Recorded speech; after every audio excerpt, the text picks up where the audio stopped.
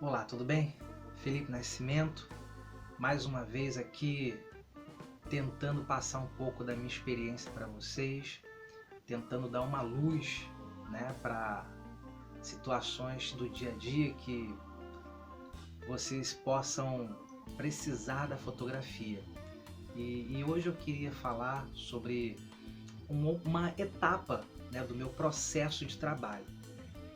Já tem um vídeo gravado e seria interessante que vocês analisassem, olhassem esse vídeo falando sobre modos de arquivamento, tipos de arquivamento possíveis. Nesse vídeo eu falo muito sobre o meu processo de arquivamento e eu dou assim algumas dicas sobre melhores locais para você arquivar, para você guardar de fato as suas fotos, para você poder novamente ter acesso a elas. Hoje eu vou falar sobre um processo anterior ao arquivamento, quando eu chego de algum evento, de algum ensaio, de algum trabalho, que eu fui fotografar. Eu chego em casa e, como eu falei também nesse outro vídeo, por experiência hoje eu procuro tirar quanto antes o cartão da câmera e passar logo para os meus HDs.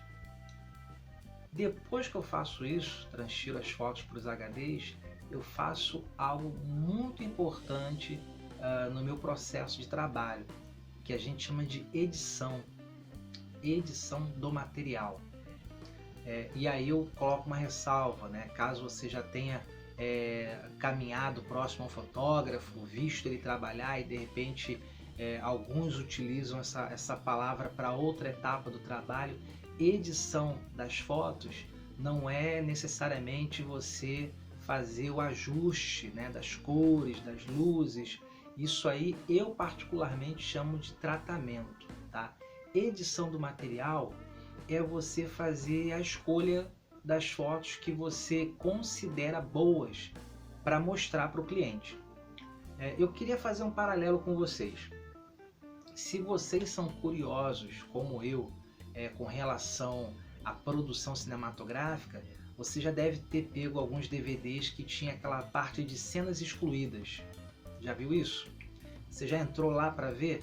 É interessante que você vê às vezes 2, 3, 4, 5 cenas interessantes, que tinham a ver com a história do filme, mas não entraram no filme.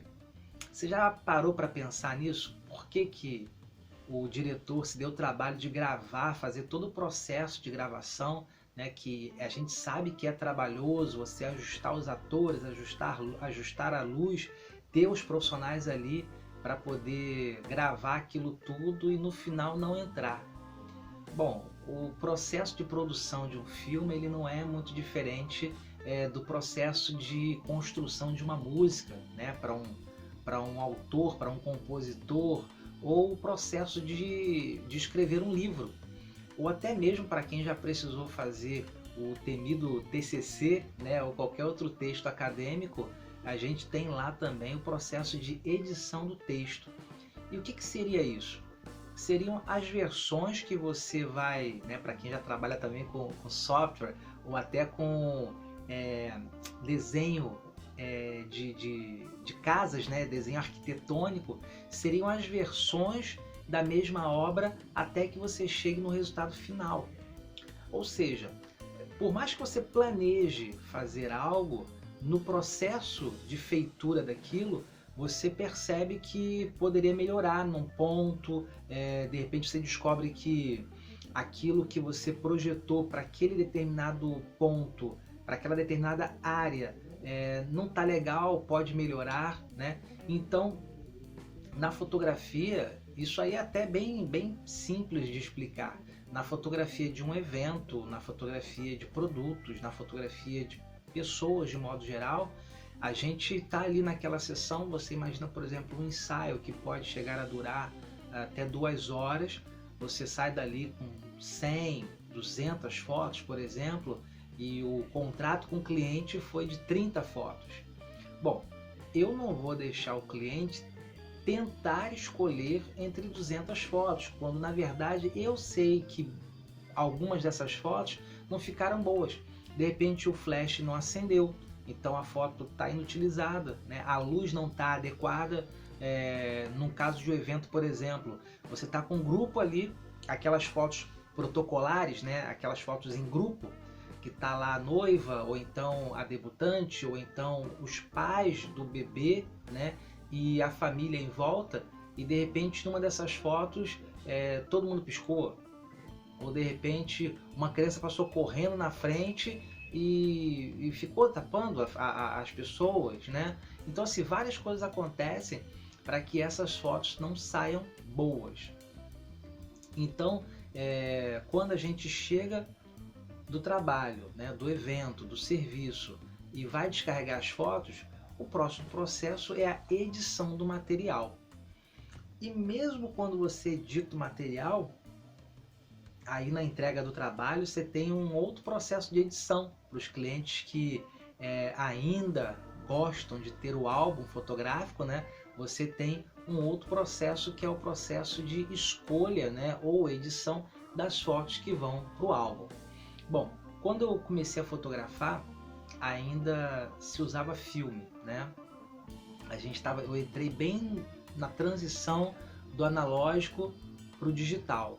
Então, naquela época, lá para 2004, as câmeras digitais, ainda as ditas profissionais, né, que a gente pode trocar de lente, elas eram caras e não eram tão boas, né? Naquela época, se você conseguir talvez resgatar alguma reportagem com fotógrafos profissionais mais famosos, você vai ver alguns falando que jamais usariam câmera digital, porque na verdade a tecnologia ela estava ainda em desenvolvimento. Então as câmeras digitais ditas profissionais, né, ou direcionadas para profissionais, que tinham os recursos que a gente precisava para poder fazer determinadas fotos, elas ainda realmente não tinham a qualidade de câmeras que utilizavam o filme. Então, naquela época a gente saía de casa com alguns rolinhos desse, né? Isso aqui é um rolo de filme fotográfico para quem já nasceu na era digital. Antigamente você tinha uma câmera que você colocava esse negocinho aqui, você esticava, encaixava dentro dela e quando terminava saía isso aqui, ó. Bom, não saía exatamente assim no envelope, né? Você rebobinava, olha só, a palavra que já nem existe mais, né? Você rebobinava, porque ele saía totalmente o filme daqui de dentro. Depois você rebobinava aqui para dentro, levava para o laboratório, que revelava esse filme e transformava ele num negativo, né? Aqui nessas películas a imagem está invertida ainda, né? Está negativa. E aí existia o processo de ampliação e ela ia para o papel, né? Direto para o papel. Mais tarde, quando os laboratórios ficaram digitais, a gente conseguia também escanear esse negativo e a gente podia manipular, essas fotos digitalmente. E aí quando você ia entregar esse material para uma debutante, para um aniversário infantil ou de qualquer idade que seja, ou de uma noiva, existia aquele tradicional álbum 10x15. Era esse o processo mais ou menos análogo ao que a gente tem hoje do álbum e o pendrive ou CD, né? Então a noiva escolhe as melhores fotos para poder colocar no álbum, né, que é o álbum oficial, e as outras fotos elas vão no pendrive. Anteriormente, quando você não tinha acesso à imagem digital, era filme, a noiva contratava e recebia um álbum 10x15, né, as fotos menores, e um álbum maior.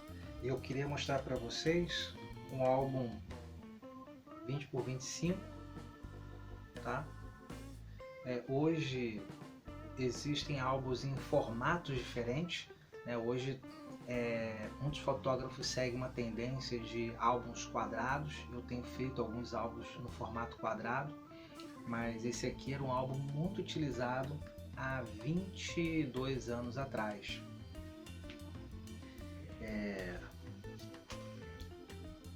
Esse aqui é o meu álbum de casamento. Tá aqui o garçom mais bem vestido da festa. E a moda noiva de 1997. Então, gente, eu gosto, vocês vão me ouvir muito falar sobre foto impressa. Eu gosto muito de foto impressa. E eu queria até fazer um desafio, que você procurasse lá nas suas gavetas, nas suas prateleiras, um CD de música. Né? Em 97 não tinha CD de foto, CDs para arquivar foto, mas eu queria te pedir que você desse uma olhada lá e procurasse um CD de 22 anos que tivesse perfeito. Eu não vou falar que esse álbum está perfeito, depois de tanto tempo ele estava com algumas falhinhas nas bordas, né? Mas, poxa, olha só, um pendrive com 22 anos, não existia pendrive naquela época. Então, assim, o papel ele supera muito bem alguns outros métodos de arquivar foto, né? Como eu falei, já tem outro vídeo que eu indico, vou deixar na descrição, eu vou ver se eu consigo colocar algum card aqui, né, para vocês irem lá no outro vídeo falando sobre métodos de arquivamento de fotos. Bom, mas por que eu estou falando sobre tudo isso? Eu dei toda essa volta, né? Falei sobre fotografar, falei sobre editar o material, retirar daquele material fotos desnecessárias, fotos repetidas, fotos que as pessoas piscaram, fotos que o flash não disparou. Aliás, até voltando um pouco no filme, quem fazia muito isso, né, estava sempre fotografando e levando para revelar, deve lembrar muito do termo foto queimada. Ih, queimou, né? A pessoa devolvia para você o envelopinho com 10 fotos, com 15 fotos, com 30 fotos, quando, né, geralmente você tinha rolos de... Eu lembro que existiam rolos de 24 e rolos de 36. Nos últimos anos os mais vendidos eram de 36, como esse aqui. E aí você voltava às vezes com 30 fotos boas, né? Aí você sabia já o termo, né, que a gente sempre falava, a foto queimou. O que é a foto queimar? Foto queimar é a foto não ter ficado boa, né? Você, de repente, era um local escuro, então o único artifício que você tinha para iluminar a foto na sua câmera era o flash, e o flash não disparou, então ficou tudo escuro, né? Aí a gente usava esse termo, a foto queimou. Ali já tinha uma edição, porque o laboratorista, ele não ia te cobrar, ele não ia ampliar, né, imprimir uma foto, né? Como eu falei, antigamente não tinha imagem digital, não tinha CD. Então, do filme ia direto para o papel. Ele não ia jogar para o papel uma foto toda escura, que não dava para ver nada. Então, ali já era uma edição. Quando você traz isso para a fotografia profissional, né, para o profissional que ganha dinheiro da fotografia, ele não vai entregar para um pai escolher as fotos ali da sua criança, né, ou um cliente que fez o aniversário, me contratou, uma debutante ou uma noiva. Eu não vou mostrar para ela fotos que de repente ela fez uma careta, né, de repente algum espasmo lá, ela fez uma careta, não ficou legal. Não vou, eu vou fazer uma edição desse material. Por que eu estou falando isso tudo? Todos nós podemos fazer isso. Uma reclamação que eu ouço das pessoas, e assim, eu já citei uma pesquisa que eu fiz em outro vídeo, estou novamente aqui citando. Recentemente eu fiz uma pesquisa para saber a opinião das pessoas a respeito de foto, a respeito de como elas utilizam foto, se elas curtem fazer foto em família, onde elas costumam guardar essas fotos. Essa pesquisa me serviu um pouco para poder entender como as pessoas estão entendendo a fotografia, como as pessoas estão consumindo a fotografia. E o que acontece? Muitas das vezes a gente vive no automático, né? A maioria do tempo a gente está no automático, a vida está muito corrida e a gente não tem tempo de raciocinar ou racionalizar todos os passos que a gente toma. Então a gente vai no mais prático, né? Então eu ouvi algo muito correto, né, nesse sentido de praticidade, que as pessoas não estão mais, muitas pessoas não estão mais dando bola para álbum fotográfico, para copiar foto, para guardar foto em álbum. Porque ocupa espaço, porque é mais prático você olhar no celular. E aí eu gravei um vídeo, eu vou até novamente falar sobre isso, né? Em que eu citava se você conseguia facilmente achar uma foto. Alguém parou você na rua, poxa, tudo bem? E aí como é que estão as crianças? Pera aí, deixa eu te mostrar. E aí você tava lá, ó, no celular. Não, pera aí que eu já vou achar. Eu ouço isso o tempo todo, gente. Eu tô falando isso, tudo aquilo que eu vou falar para vocês aqui nos meus vídeos é prática diária. Nossa, Felipe, poxa, você lembra que você fez o meu casamento há 15 anos atrás, né? Vai chegar essa época, né? Não cheguei há tanto tempo, mas há 10 anos eu já fotografava casamento, né? Há 12 anos eu fotografava casamento. Vai fazer agora 13 anos que eu fiz o meu primeiro casamento. Então, pô, e meu filho tá enorme, deixa eu te mostrar. Por que a pessoa não acha fácil? Porque tem um emaranhado de fotos, não está organizado. Aplicativos como o Google Fotos, né, que está no celular Android, o celular que tem iOS deve ter um aplicativo semelhante. O próprio Facebook, as redes sociais, elas foram criadas baseadas nisso com relação à fotografia. Você pode criar álbuns temáticos. Um álbum escrito Arraial do Cabo, verão de 2018. Aniversário do Joãozinho, julho de 2015. E ali você facilmente vai naquela pasta, né, que é chamado de álbum, e você consegue ver aquelas fotos. Mas o que eu quero falar? Quando você opta por guardar as fotos, mesmo que no celular, você pode fazer uma edição. Era isso que eu queria, eu criei toda essa história, né, para poder chegar nesse ponto. Todos nós podemos editar nossas fotos, podemos editar o nosso material. Então você pode simplesmente voltar de uma festa, você fez 300 fotos. Eu ouço muito essa frase, eu amo foto. Tudo bem, você gosta de foto, mas o legal é você ter as fotos que realmente marcam. Quando você pega um álbum de casamento, vou voltar nessa ideia do álbum. Quando você pega um álbum de casamento, você folheia aquele álbum que geralmente tem 40 páginas, alguns têm 60 páginas, e você folheia ali aquelas 80, 100, alguns chegam a 120 fotos. Você termina e você sente aquele gostinho de quero mais, né? Aquela, nossa, acabou. Mas cada uma daquelas fotos tem toda uma história em volta. Cada foto você viaja ali às vezes 10 minutos, né? Poxa, nessa foto aqui aconteceu isso, que aconteceu aquilo. Aqui eu tô com meu irmão, que ele não mora mais no Brasil, não mora mais aqui no meu estado, eu não vejo ele há muito tempo. Nossa, que bacana que foi esse momento de reencontro.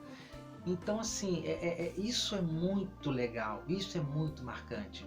Essa coisa de você fotografar o tempo todo, tudo que acontece a cada minuto, é outro tema que você vai me ouvir muito falar. Isso te toma o teu tempo de curtir aquele momento. A fotografia particular, a fotografia de família, ela tem a função de te remeter a um momento que já passou. Ela tem a função de te trazer boas lembranças de um momento que você viveu com aquelas pessoas, ou sozinho, ou num local específico.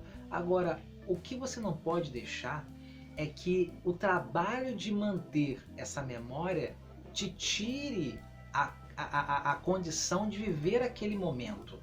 Isso que é muito ruim, porque acredite no que eu estou te falando, vai chegar o momento de que essa foto virou lembrança, mas você não vai ter muito bem essa lembrança, porque a lembrança que você vai ter é de estar o tempo todo tirando foto. Eu olho às vezes as pessoas que vão em algum evento, algum show, enfim, estão vivendo algum momento intenso de alguma coisa e elas estão ali, ó. Elas não estão vendo o show, elas estão aqui. Então, assim, você vai num museu para poder ver obras de arte, para poder ver o que o artista sintetizou ali numa escultura, numa tela, e você está o tempo todo filmando, o tempo todo fotografando. Você vai num show onde o artista ele ensaiou, ele tem toda aquela produção, aquele cuidado, aquela performance, né, gigante na tua frente, e você resume tudo isso a uma tela. Eu vou te contar uma coisa: em espetáculo de teatro é praxe os fotógrafos, né, que trabalham para as revistas, para os jornais, os fotógrafos de cultura, trabalharem só nos primeiros momentos da peça e geralmente só no primeiro dia de apresentação. Então nem esses fotógrafos fotografam o tempo todo. Por que você faz isso? Fala pra mim. E que lembrança de viver aquilo você vai carregar se você está o tempo todo atrás do celular?